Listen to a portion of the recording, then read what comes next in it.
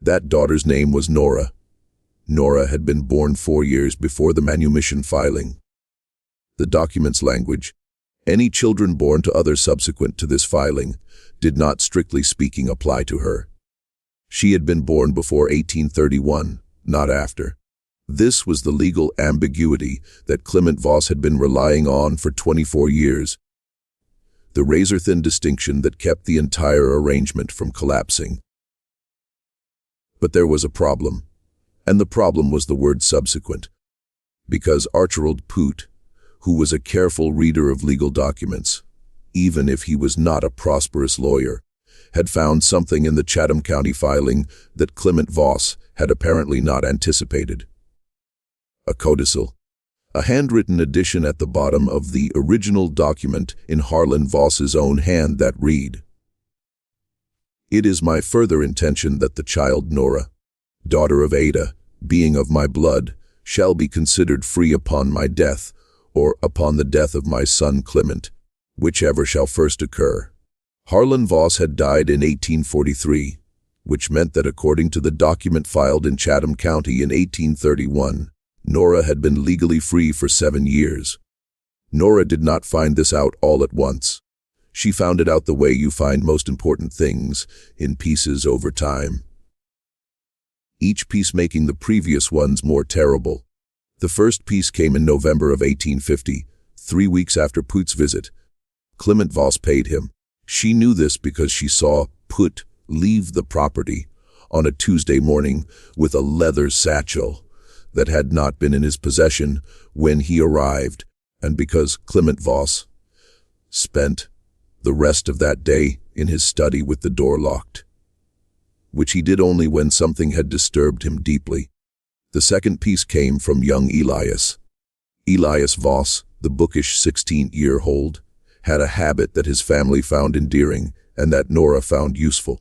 He talked to her not in the way that the other members of the family talked to her, with instructions, with requests, with the particular tone of voice that people use when they are speaking to someone they have decided is not quite a full person, but in the way that lonely, intelligent young people sometimes talk to the only person in their immediate environment who seems to actually listen.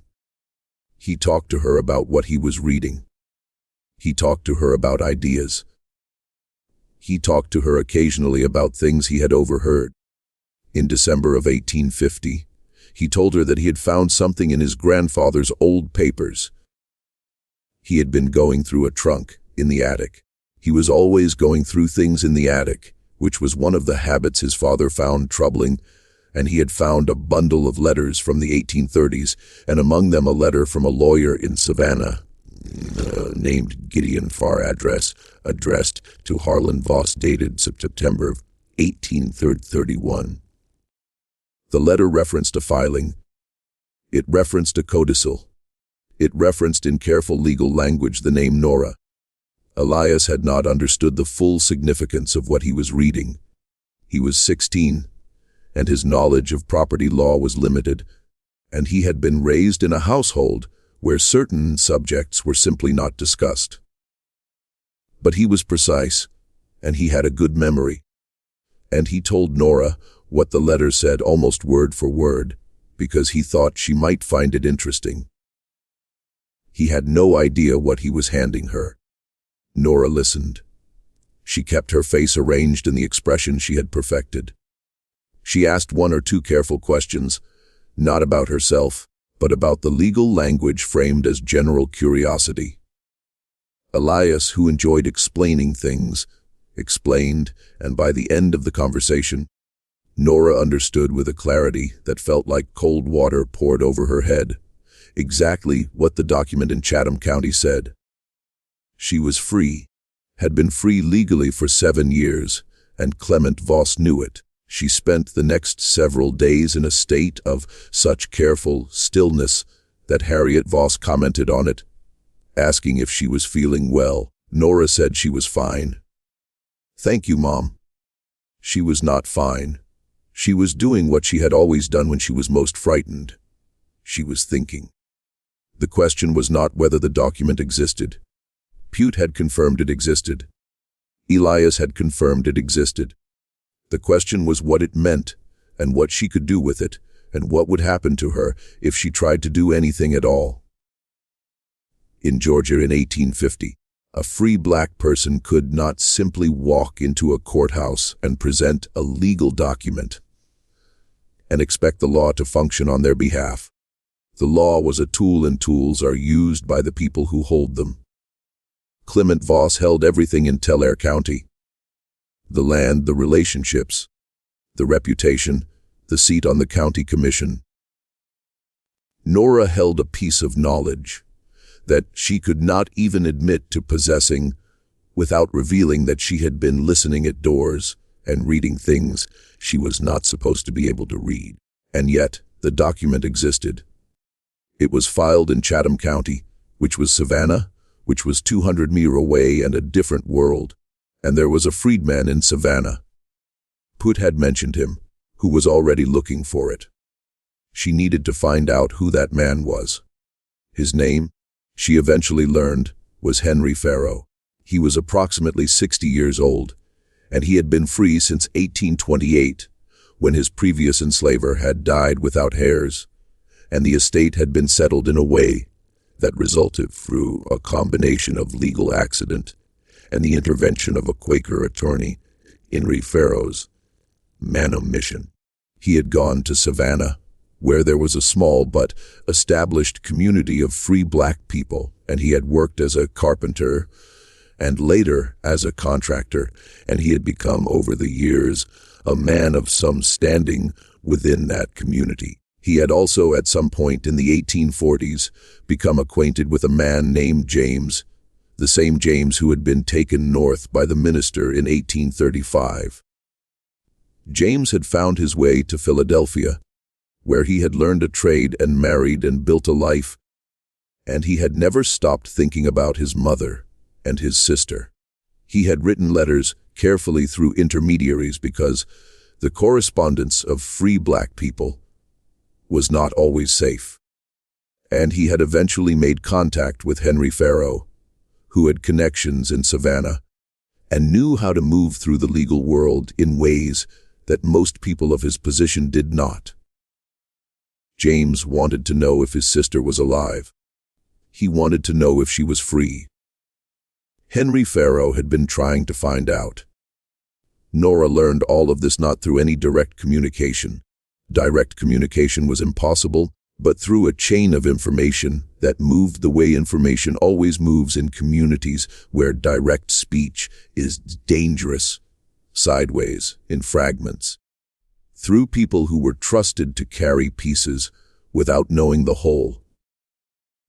A woman who traveled with a Methodist circuit preacher, a man who drove a supply wagon between McRae and Munn, a girl who worked in the kitchen of the Hargrove house, and whose cousin lived in Savannah. It took Nora the better part of a year to assemble these fragments into something coherent. By the autumn of 1851, she knew that Henry Farrow existed, that he was looking for the Chatham County filing, and that he had not yet found it. Because if he had found it, something would have happened. She did not know exactly what would have happened, but something would have. She also knew by this point that Clement Voss was aware that the search was continuing. Pute had come back twice more, each time with new information about Farrow's progress, each time leaving with money. The arrangement had the quality of a slow hemorrhage, sustainable for a while, but not indefinitely. And she knew one more thing, which she had figured out by watching Clement Voss very carefully over the course of a year. He was afraid, not of Nora. He did not know what she knew, or at least he did not know the full extent of it. He was afraid of the document itself, of what it represented, because the codicil, if it became public, did not merely establish Nora's freedom. It established something else, something that Archbold had apparently understood immediately, and that Nora had taken somewhat longer to work out. The codicil said that Nora was of my blood, Harlan Voss's blood, which meant that Clement Voss's father had acknowledged in a legal document filed with the state of Georgia that Nora was his daughter, his illegitimate daughter, born to an enslaved woman, but his daughter nonetheless. And if that became known, if the document became public, it would not merely free Nora. It would attach a stain to the Voss family name that no amount of respectability could wash away. It would call into question the legitimacy of the entire estate. It would give Nora's brother, James, in Philadelphia grounds for a legal claim that, while unlikely to succeed in a Georgia court, could be pursued in federal courts, in northern newspapers, in the abolitionist press that was already making the lives of Southern planters increasingly uncomfortable. It would in short be catastrophic, and Clement Voss had been paying Archibald Poot to keep it buried. But Poot was not the only person who knew, and the document was still there in Chatham County waiting. If you've been listening to this story and feeling that cold creep of dread, you're not alone. This is exactly the kind of history that was buried for a reason. Share this video with someone who needs to hear it. Hit that like button, and let's keep going, because what happens next changes everything. The years between 1851 and 1860 were years of accumulation, not of wealth in Nora's case, but of knowledge, of patience, and of a plan that she built so slowly and so carefully that it barely felt like a plan at all. It felt more like breathing, like the way you learn to breathe differently in a room where the air is thin. She did not act rashly. She could not afford to. Every action she took had to be invisible, because she was a person whose actions were always visible, always subject to interpretation, always potentially dangerous. She was watched not with suspicion exactly, but with the casual, constant attention that the people who ran the Voss household paid to all the people who worked in it. She had no privacy in the conventional sense. She had only the privacy of her own mind, and the privacy of the spaces between words, and the privacy of the night. She used all of them. Over the course of those 9 years, she did several things. She continued to gather information about Henry Farrow and his search through the same sideways channels she had used before. She maintained her relationship with Elias Voss, who grew from a bookish 16-year-old into a bookish 25-year-old, increasingly troubled by what he was beginning to understand about the world he had been born into. She watched Clement Voss age. He was 63 by 1860, and the years had not been kind to him, and the payments to Poot had continued, and the strain of it was visible in the way he held his shoulders, and the way he looked at her sometimes when he thought she wasn't watching, and she kept the letter. This requires explanation. In the spring of 1853, Elias Voss, who had by this point developed a conscience that was causing him considerable personal distress, had gone back to the attic and retrieved the letter from Gideon Farr. He had not told his father. He had not told his mother. He had instead brought it to Nora, because he was 23 years old, and he had been raised in a household where the only person who ever truly listened to him was Nora. And he had finally, after 2 years of thinking about it, understood enough of what the letter meant to be frightened by it. He gave it to her. He said, "I think you should have this." She took it. She said, "Thank you." He said, "I don't know what to do." She said, "Neither do I, but I'll think about it." She thought about it for 7 years. The letter from Gideon Farr was not the document itself. It was a reference to the document, a confirmation of its existence, written in the hand of the Savannah lawyer who had assisted Harlan Voss in filing it. It was not on its own legally sufficient to establish anything, but it was evidence. It was a thread, and a thread in the right hands could be pulled. She kept it hidden in the lining of a small sewing bag that she carried with her everywhere, because a seamstress carrying a sewing bag was unremarkable, and unremarkable was the only kind of safe available to her. By 1860, she had also established through the chain of intermediaries a tentative and extremely fragile line of communication with Henry Farrow in Savannah. She had not communicated with him directly. That was still impossible. But she had sent through 3 separate intermediaries over the course of 2 years enough information to let him know that the document existed, that she knew of it, and that she was the person it concerned. She did not know if he had received the information. She did not know if the chain had held. She had no way of knowing. And then in April of 1861, the war began. Part 7. Fort Sumter and the Fracture of Everything. The news of Fort Sumter reached Tulare County on a Thursday. Nora heard it from the kitchen, where the household had gathered around a man who had ridden in from McRae with a newspaper, and the sound that went through the room was not quite celebration and not quite fear, but something in between, a kind of electric, disoriented excitement that she recognized as the sound of people who had been waiting for something without knowing they were waiting for it. Thomas Voss, who was 33 by then and had been managing the plantation for the past 5 years, said that it was about time. He said the North had been pushing for years, and now they would see what the South was made of. He said it would be over by summer. Clement Voss said nothing. He sat in his chair by the window and looked out at the fields, and his face had that stillness again, the one Nora had first seen 11 years ago when came to the back door. Elias Voss, who was 27 and had been increasingly unhappy for the past several years, said nothing either. He went to his room and did not come down for dinner. Nora went back to the kitchen and began preparing the evening meal, and while she worked, she thought about what the war meant. She thought about it the way she thought about everything, carefully from multiple angles, looking for the thing that was not immediately obvious.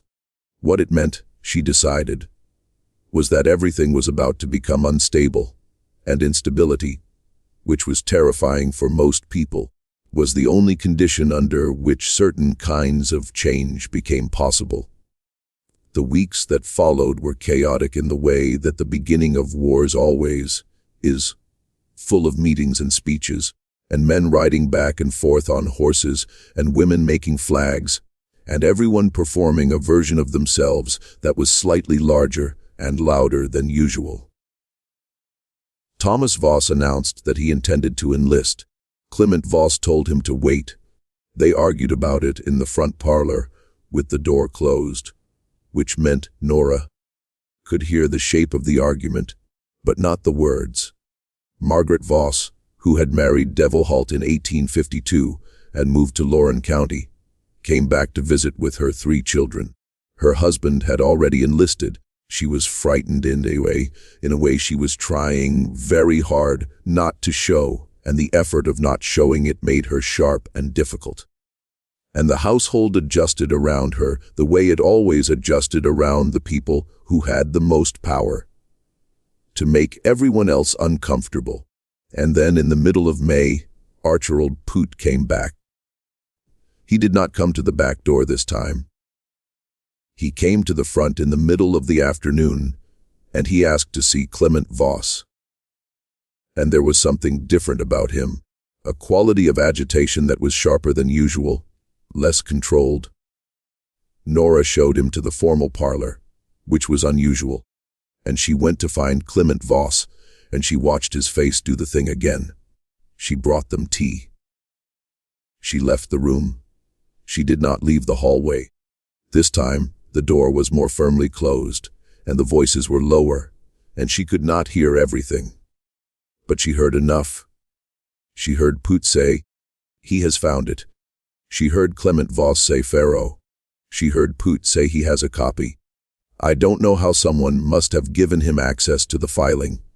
He has a copy, and he has been in contact with people in the North. Abolitionists. There is a newspaper in Cincinnati that has been publishing accounts of. She heard Clement Voss say something she could not make out. She heard Put say, "It is too late for money." He is not interested in money. He wants the girl. A silence. Then Clement Voss very quietly, "What does that mean?" "Put." He wants her freed legally, formally with documentation. He wants the codicil acknowledged. He wants it done before the courts close, before the war makes it impossible. He says if it is not done within 30 days, he will publish everything. Another silence. Longer this time. Clement Voss. And if the court's close, if the war, prove it. Then he says he will wait and publish after. He is a patient man, Mr. Voss. He has been patient for a very long time. Nora stood in the hallway with her back against the wall, and her hands folded in front of her, and her heart beating so hard. She was certain they could hear it through the door. 30 days. Henry Farrow had found the document. He had a copy. He was giving Clement Voss 30 days. She did not know whether to feel relief or terror. She felt both simultaneously in a way that made it difficult to breathe. She went back to the kitchen. She began folding linen. She thought the 30 days that followed were the most dangerous of Nora's life, and she spent them doing something that required more courage than anything she had ever done. She did almost nothing. She watched. She listened. She maintained the expression she had perfected over 24 years. She folded linen and mended seams and brought meals and answered questions and was to every eye in the household exactly what she had always been. Present, capable, unremarkable. But she was also during those 30 days doing one thing that was not unremarkable at all. She was writing. She had been writing, in fact, for several years, not a journal, which would have been too dangerous, but a series of letters that she had never sent, addressed to no one in particular, written in the smallest possible hand on the thinnest possible paper, and kept folded inside the lining of the sewing bag alongside the letter from Gideon Farr. The letters described what she knew, what she had heard, what she had pieced together over 11 years. They were not legal documents. They were not testimony. They were simply a record. A careful, precise, detailed record of everything that had happened, written by a woman who had been told implicitly and explicitly her entire life that her account of events did not matter. She had been writing them because she understood with the clarity that comes from long and careful thought that the document in Chatham County was not enough on its own. A document could be challenged. A document could be lost. A document could be reinterpreted by lawyers who were paid to reinterpret it. What could not be so easily dismissed was a document plus a witness. A document plus a person who could say, "I was there. I heard this. I know this. I have known this for 11 years. And here is how I know it." During the 30 days, she added to the letters. She wrote down everything she had heard through the parlor door. Both conversations as precisely as she could reconstruct them. She wrote down what Elias had told her about the letter from Gideon Farr. She wrote down the date on which Elias had given her the letter, and she described the letter in detail. She wrote down the names of the intermediaries through whom she had communicated with Henry Farrow. Not all of them, because she would not put them at risk, but enough to establish the chain. She wrote it all down, and then she sewed it into the lining of the bag alongside the letter, and she carried it with her everywhere, and she waited. On the 14th day, Clement Voss called Thomas into his study, and they were in there for 3 hours. When Thomas came out, his face was the color of old ash, and he went directly to the stable and rode out without telling anyone where he was going. He came back after dark, and he went directly to bed, and the next morning he announced at breakfast that he had decided to delay his enlistment. On the 19th day, Harriet Voss came to find Nora in the sewing room. She sat down across from her, which he almost never did, and she looked at her for a long moment with an expression that Nora could not entirely read. It was complicated, that expression, layered in ways that Harriet Voss's face was not usually layered. She said, "Nora, I want to ask you something, and I want you to answer me honestly." Nora said, "Yes, ma'am." Harriet Voss said, "Do you know what my husband is dealing with?" A pause, very brief. Nora said, "No, Mum." "I don't know his business." Harriet Voss looked at her for another moment. Then she said very quietly, "My father-in-law was not a good man. I want you to know that." "I know that." Nora said nothing. Harriet Voss said, "I have known certain things for a long time. I have chosen not to act on them because I did not know how and because I was afraid. I am telling you this because." She stopped. She looked at her hands. She said, "I don't know why I'm telling you this." She stood up and left the room. Nora sat with the sewing in her lap and thought about what Harriet Voss had just said and what she had not said and what it might mean. She thought about it for a long time. On the 22nd day, Elias Voss came to find her. He had been in his room for most of the past week, which was unusual even for him. He looked like he had not been sleeping. He sat down across from her in the sewing room, the same chair his mother had sat in 3 days earlier, and he said, "I know what's happening." She said, "What do you mean?" He said, I know about the document, about Pharaoh, about." He stopped. He looked at her directly, which was something he had always done, even when he was 16, and which she had always found both valuable and slightly unnerving. He said, "About you." She said nothing. He said, "My father is going to try to destroy the document. He has been in contact with someone in Savannah. I don't know who he believes can access the county records and remove the filing. He thinks if the original document is gone, Pharaoh's copy is worthless." Nora felt something cold move through her. She said, "Can he do that?" Aya said, "I don't know. Maybe the courts are in chaos right now. Everything is in chaos. He might be able to. He has money, and he has connections, and the people who run the county records in Chatham County are." He stopped again. He said, "Nora, what are you going to do?" She looked at him. She thought about the letters in the lining of the bag. She thought about Henry Pharaoh, patient in Savannah. She thought about James in Philadelphia, who had been waiting for 26 years to know if his sister was alive and free. She said, "I'm going to think about it." He said, "You don't have much time." She said, "I know." He said, "If there's anything I can do," she said, "there might be. I'll let you know."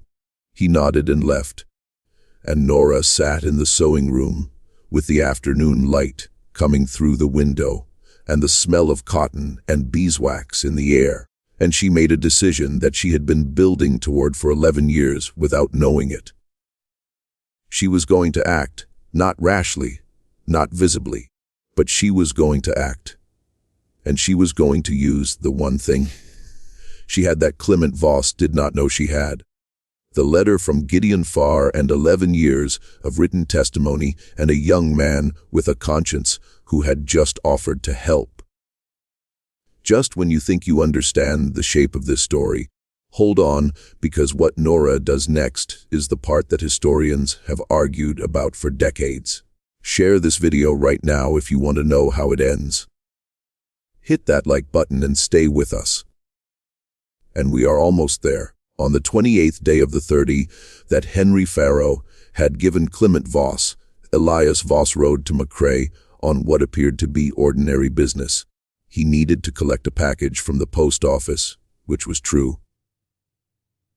And he needed to speak with a man who drove a supply wagon between McCrae and Munn, which was also true, though the nature of what he said to that man was not something he ever recorded in any document that survived. What is known, or rather, What can be reconstructed from the fragments that did survive is that a package left McCrae on that wagon addressed to a Methodist minister in Munn who was known to have connections with the free black community in Savannah. The package contained 2 items. The first was the letter from Gideon Farr written in 1831, confirming the existence of the codicil and describing its contents. The second was a bundle of thin paper covered in small, precise handwriting that described in careful detail everything that had happened in the Voss household between the autumn of 1850 and the spring of 1861. Nora had kept 1 copy of the letters. She sent the other. She did not know if the package would arrive. She did not know if the minister would know what to do with it. She did not know if Henry Farrow would receive it in time, or if Clement Voss's contact in Savannah would succeed in destroying the original document before anything could be done. She knew only that she had done what she could do with what she had in the time she had, and that it was enough, or it wasn't. And she would find out. On the 30th day, Clement Voss did not receive any communication from Archibald Poot. He spent the day in his study. He did not come out for meals. Nora brought him a tray at midday, and he did not look at her, and she did not look at him, and the room was very quiet, and the smell of the Georgia spring came through the open window. Honeysuckle and red clay, and the distant sound of someone working in the fields. 3 days later came back. Nora was not in the hallway this time. She was in the sewing room, and the door was closed, and she could not hear what was said. But she could see Poot's face when he left, and what she saw there was not the face of a man who had delivered good news. 2 weeks after that, Elias Voss told her that the attempt to remove the document from the Chatham County records had failed. He did not know why. He did not know if someone had intervened, or if the chaos of the early war had simply made it impossible to accomplish, or if the contact his father had relied on had lost his nerve. He only knew that it had failed. And then the war consumed everything. Thomas Voss enlisted in July of 1861, despite his father's continued objections. Clement Voss's health, which had been declining for several years, worsened sharply in the autumn. By December, he was confined largely to his room. Harriet Voss managed the household with her usual brittle efficiency, and Nora managed the household alongside her, and neither of them spoke again about the conversation in the sewing room. Elias Voss did not enlist. He said he was needed at home, which was true, and he said he had a weak chest, which was also true, and he said nothing about the other reasons, which were more complicated. He stayed on the property and managed what could be managed, and he and Nora continued to talk in the way they had always talked about books and ideas, and the things that were happening in the world outside the ridge. Clement Voss died in February of 1862. He died in his bed, with Harriet beside him and Elias in the chair by the window and Nora in the hallway outside the door, which was where she had always been present. Attentive, just outside the room where the important things happened. She did not feel what she had expected to feel. She had thought she might feel relief or anger, or something large and definitive. What she felt instead was something quieter and more complicated. A kind of exhaustion. And underneath it something that might have been grief, though she could not have said exactly what she was grieving for. What happened next took time. Everything in those years took time, and the war made everything slower and more uncertain and more dangerous. But what happened eventually was this. Henry Farrow did receive the package. Not immediately. It took months, and the chain of intermediaries had been disrupted by the war. And there were long periods during which Nora had no way of knowing whether it had arrived or been lost or been intercepted. But it arrived, and Henry Farrow, who was indeed a patient man, held on to it. In 1863, when the Emancipation Proclamation changed the legal landscape of the country in ways that were still being worked out and argued over, Henry Farrow began making inquiries again. He had the original document, or rather he had his copy of it, and he had the letter from Gideon Farr, and he had the testimony that Nora had written, and he had a lawyer in Savannah who was willing to work with him, and he had James in Philadelphia who had been waiting for 26 years. The legal proceedings that followed were long and complicated, and took place against the backdrop of a war that was tearing the country apart, and the outcome was not clean or simple or triumphant in the way that stories are sometimes expected to be. The courts in Georgia were in chaos. The Voss estate was in debt. Thomas Voss came back from the war in 1864 with a wound in his left arm that had healed badly, and he found a property that was much diminished from what he had left, and a legal situation that he did not fully understand and could not afford to fight. Elias Voss, who had inherited a share of the estate upon his father's death, did not fight it at all. He signed what he was asked to sign. He did this quietly, without drama, in the office of a lawyer in McRae on a Tuesday afternoon in the spring of 1865, a few weeks before the war ended. Nora was not present for the signing. She was in the seminary in Virginia. She was in the sewing room where she had spent so many hours of her life, and she was sewing, and the afternoon light was coming through the window, and the smell of honeysuckle was in the air again, and she was waiting. When Elias came back, he came to the sewing room. He sat down across from her. He put a piece of paper on the table between them. She looked at it. She did not pick it up immediately. She looked at it for a long moment, and then she looked at Elias, who was 31 years old and looked older, and who had the expression of someone who has done a thing that cost him something and is not sorry. She picked up the paper. She read it. She read it again. It was a formal acknowledgment. It referenced the Chatham County filing of 1831. It referenced the codicil. It acknowledged in the language that lawyers use when they are trying to be precise and also trying not to say more than they have to, that the person known as Nora, formerly of the Voss household in Tulare County, Georgia, had been legally free since the death of Harlan Voss in 1843, and that this status was hereby formally recognized. She set the paper down on the table. She looked at the window. The honeysuckle smell was very strong. She said, "Thank you." Elias said, "I'm sorry it took so long." She said, "Yes." There was a silence, not an uncomfortable one. Then she said, "I'm going to Savannah." He said, "I know." She said, "Henry Farrow has been trying to reach me." "And James?" She stopped. She had not said her brother's name aloud in years. It felt strange in her mouth. "Real. James is coming south. He wants to meet." Elias nodded. He said, "Will you come back?" She thought about it. She looked around the sewing room, the table, the window, the chair where she had sat for so many years, the light that came through in the afternoon. She thought about what it meant to come back to a place, whether coming back was the same as returning, or whether it was something else entirely. She said, "I don't know." She left the Voss property in the early summer of 1865, on a morning when the air was already thick with heat and the fields were green and the little Akmalji River was running low after a dry spring. She carried the sewing bag.